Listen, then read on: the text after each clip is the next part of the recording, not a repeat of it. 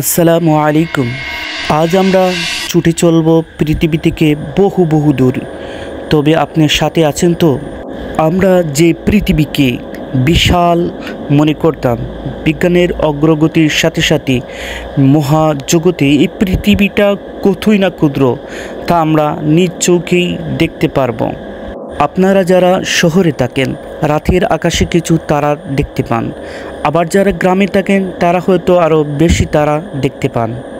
আপনি কি অনুমান করতে পারেন ওই দূরের আকাশের তারাগুলো আপনার পৃথিবীর তুলনায় কতটুকু বড় এবং কত দূরে অবস্থিত? পক্ষান্তরে আপনার পৃথিবী কতটাই ক্ষুদ্র। আজ আপনাদেরকে নিয়ে যাব অবজারভেবল মহাবিশ্বের শেষ সীমানায়। তবে দেখা যাক সেখান থেকে আপনার দেখা এই তারকারাজিগুলো কি উল্লেখযোগ্য কিছু, আর কতটুকু উল্লেখযোগ্য নিজেই হিসেব কষে নেবেন।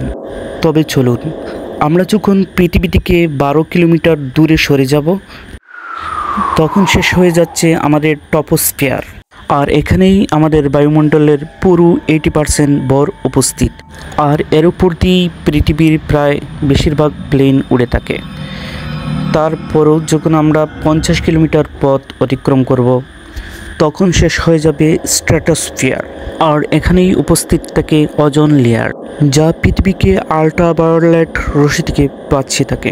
ভূপৃষ্ঠ থেকে 80 কিলোমিটার উপরে গেলে শেষ হয়ে যাবে মেসোস্ফিয়ার, আর পৃথিবী থেকে 700 কিলোমিটার উপরে চলে গেলে শেষ হয়ে যায় থার্মোস্ফিয়ার। এখানকার বাতাস খুবই হালকা হতে থাকে এবং তাপমাত্রা বাড়তেই থাকে। আর ভূপৃষ্ঠ হতে 10,000 কিলোমিটার পথ দূরে সরে গেলে এক্সোস্ফিয়ার লেয়ার অতিক্রম করব, আর এখানেই বায়ুমণ্ডল সীমা শেষ হয়ে যাবে। আমাদের পৃথিবীর যত স্যাটেলাইট রয়েছে, বঙ্গবন্ধু স্যাটেলাইট সহ সবই এখানে অবস্থান করে। তবে বন্ধুরা, আমরা অনেক পেছনে পড়ে আছি। তবে চলুন দূরে কোথায় যাওয়া যাক, একটু বেশি দূরে। ভূপৃষ্ঠ হতে পৃথিবীর বায়ুমণ্ডল অতিক্রম করার পরই আমাদের পরবর্তী গন্তব্য হচ্ছে চাঁদ। আর পৃথিবীর একমাত্র উপগ্রহ হচ্ছে চাঁদ। চাঁদ আমাদের থেকে 3,44,400 কিলোমিটার দূরে অবস্থিত। পৃথিবী ও চাঁদের মধ্যকার দূরত্ব এতটাই বিশাল যে এখানে 30টা পৃথিবী পুরোপুরি জায়গা করে নিতে পারবে। এখন পৃথিবী থেকে 15 কোটি কিলোমিটার দূরে সূর্যের কাছাকাছি চলে এসেছি। আর এই সূর্যের কারণেই আপনার এই ক্ষুদ্র পৃথিবীতে প্রাণের অস্তিত্ব রয়েছে। সূর্যের প্রখণ্ড মাধ্যাকর্ষণ শক্তির কারণেই আমাদের সৌরজগতের গ্রহ উপগ্রহ নির্দিষ্ট কক্ষপথে বিচরণ করছে। তবে চলুন মঙ্গলের কাছে, যা আমাদের পৃথিবী থেকে প্রায় 22.5 কোটি কিলোমিটার দূরে অবস্থিত, যা পৃথিবী ও মঙ্গলের দূরত্বের অ্যাভারেজ। যদি আপনি এখানে আলোর বেগে আসেন তবে 20 মিনিট সময় লেগে যাবে। তবে চলুন আরও একটু বেশি দূরে যাওয়া যাক। এবার আমরা চলে এসেছি সৌরজগতের সবচেয়ে বড় গ্রহ জুপিটারে, অর্থাৎ বৃহস্পতি গ্রহের কাছে। এটি একটি বড় উপগ্রহ এবং 12টি ছোট ছোট উপগ্রহ নিয়ে নিজেই একটি সোলার সিস্টেম। আমাদের সৌরমণ্ডলের সবগুলো গ্রহ একত্রিত করলেও জুপিটারের চেয়ে আকৃতিতে ছোট রয়ে যাবে। এ গ্রহের মাঝ বরাবর রয়েছে দ্য গ্রেট রেড স্পট। একটি ভয়ঙ্কর ঝড়ের কারণেই এই চিহ্নটা হয়ে চলেছে, আর এই ঝড় 1000 বছর ধরে চলমান। আর এই ভয়ঙ্কর ঝড়ের কারণে সৃষ্ট চিহ্নটুকুই আমাদের পৃথিবীর চেয়ে 3 গুণ বড়। তবে চলুন আরও বেশি দূরে যাওয়া যাক। এখন যে গ্রহটি দেখতে পাচ্ছেন সেটি হচ্ছে স্যাটার্ন, মানে শনি গ্রহ, যা গোলাকার রিং দিয়ে ঘেরা। আর এই রিংটি বিশাল বিশাল নুড়ি পাথর, ধূলিকণা এবং বরফ দিয়ে তৈরি। শনি হতে লক্ষ কোটি কিলোমিটার দূরত্ব বিস্তার করে রয়েছে এই রিংটি। এই গ্রহটিকে কেন্দ্র করে 62টি উপগ্রহ গণ্যমান। তার মধ্যে সবচেয়ে উল্লেখযোগ্য এবং বড় উপগ্রহ হচ্ছে টাইটান। সৌরমণ্ডলের বাকিগুলো দেখতে হলে আমাদের অনেক সময় লেগে যাবে, আমাদের যেতে হবে বহুদূর, তাই এগুলো স্কিপ করা যাক। তবে হ্যাঁ, সামনে যেতে যেতে চলে এসেছি আমরা ভয়েজার 1 স্পেস ক্রাফটের কাছে। আর এই স্পেস ক্রাফটই হচ্ছে এখন পর্যন্ত মানবসৃষ্ট সবচেয়ে দূরে অবস্থানকৃত কোনো বস্তু। আর পৃথিবী থেকে এটির দূরত্ব হলো 138 AU। AU আবার কি? তবে বলছি, এর মানে হলো অ্যাস্ট্রোনমিক্যাল ইউনিট। পৃথিবী এবং সূর্যের মধ্যে যে দূরত্ব থাকে তাকে 1 AU বলা হয়। সুতরাং ভয়েজার 1 স্পেস ক্রাফটটি পৃথিবী থেকে সূর্যের তুলনায় 138 গুণ দূরত্বে অবস্থিত। এর মানে দাঁড়ায় আপনারা এখন পৃথিবী থেকে প্রায় 21 লক্ষ কোটি বছর দূরে চলে এসেছেন। আপনি এখন যে ছবিটি দেখবেন তা ভয়েজার 1 স্পেস ক্রাফট থেকে তোলা ছবি। এর চেয়ে সুন্দর এবং তাৎপর্যপূর্ণ ছবি পাওয়া মানুষের জীবনে বিরল। আপনি এখন যে ছোট্ট বিন্দুটুকু দেখতে পাচ্ছেন এটি হচ্ছে আমাদের পৃথিবী, আমাদের সব কিছু। হ্যাঁ, ইহলোকের সব কিছু। এ বিন্দুতেই থাকেন আপনার প্রিয়জন, শত্রু, মিত্র আর সেই জমিটুকু যার জন্য মানুষ জীবন দিয়ে দেয়। আপনার আমার চাওয়া পাওয়া সব কিছুই এই বিন্দুতেই।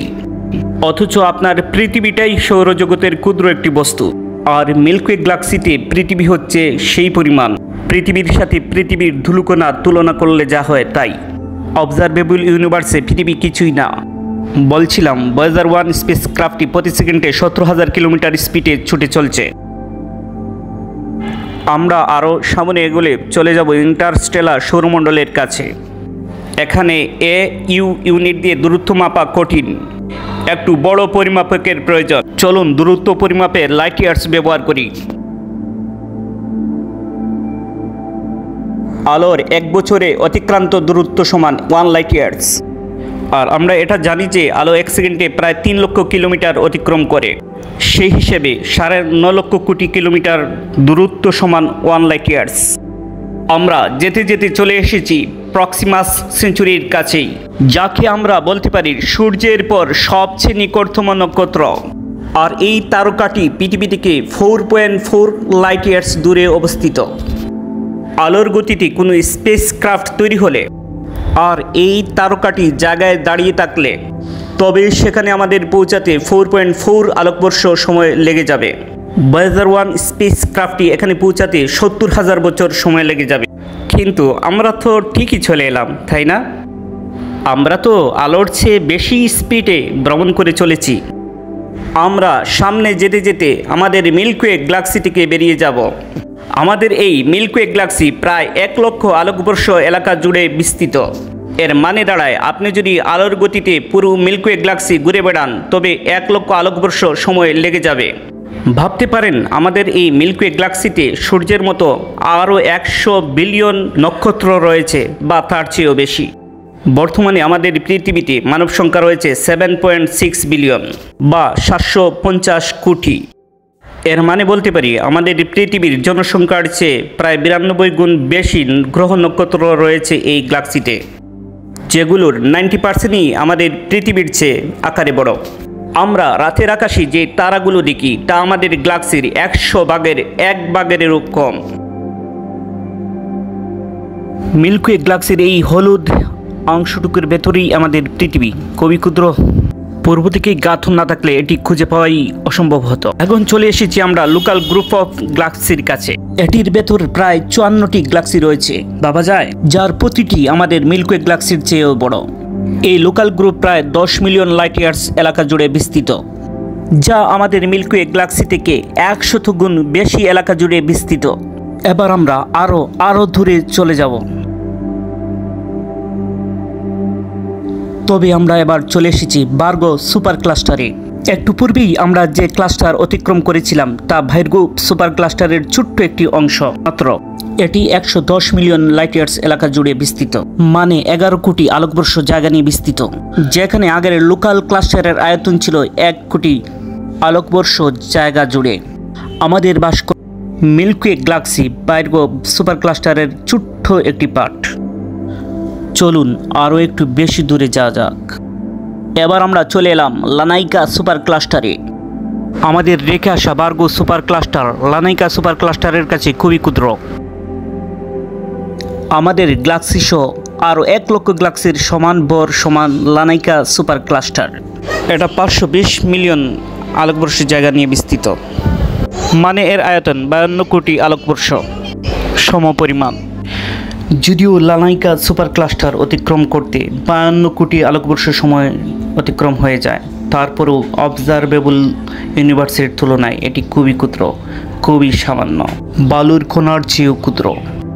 চলুন যাওয়া যাক অবজারভেবল ইউনিভার্সের কাছে। এটি হচ্ছে আমাদের অবজারভেবল ইউনিভার্স, যা আজ অবধি মানুষ আবিষ্কার করতে পেরেছে বা অনুমান করতে পেরেছে। আর এতটুকুই আমরা আবিষ্কার করেছি এবং দেখতে পেরেছি। আমাদের দেখা লানাইকা সুপার ক্লাস্টার অবজারভেবল ইউনিভার্সের কাছে খুবই খুবই খুবই ক্ষুদ্র। এখানে প্রায় 2 ট্রিলিয়ন গ্যালাক্সি রয়েছে, ভাবতে পারেন? এখানে এতগুলো তারকা রয়েছে যার সাথে পৃথিবীর প্রতিটি বালুকণা তুলনা করলেও কম পড়ে যাবে। আমাদের পৃথিবী তা তো কিছুই না। এই পুরো অবজারভেবল ইউনিভার্সের আয়তন হচ্ছে 9300 লাইট ইয়ার্স। আমাদের আবিষ্কৃত মহাবিশ্ব যদি এতই বিশাল হয়, তবে আমাদের অজানা কত কিছুই যে রয়ে গেছে তার ইহত্য নেই। আগেই বলেছিলাম, আলো 1 সেকেন্ডে প্রায় 3 লক্ষ কিলোমিটার অতিক্রম করতে পারে। আর এই গতিতে কোনো যানবাহন আবিষ্কৃত হয়নি এবং তা হওয়ার সম্ভাবনাই ক্ষীণ।